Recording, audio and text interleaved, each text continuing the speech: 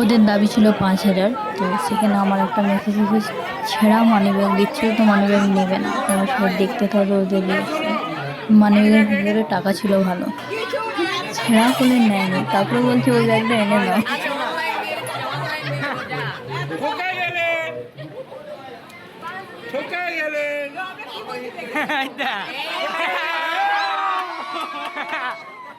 আগে হ্যাঁ বলিতে হয়ে যেত, অসুবিধা কিছু ছিল না।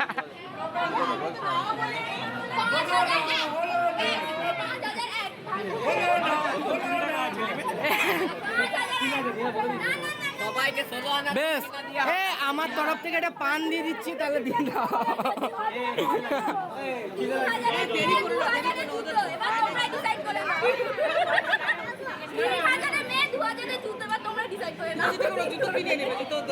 বলছি তো জুতো কিনে নেবো।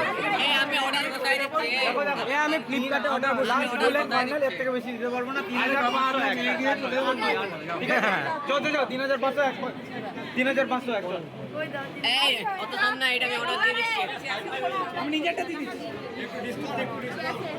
ডিসকাউন্ট লাগবে 2 করো।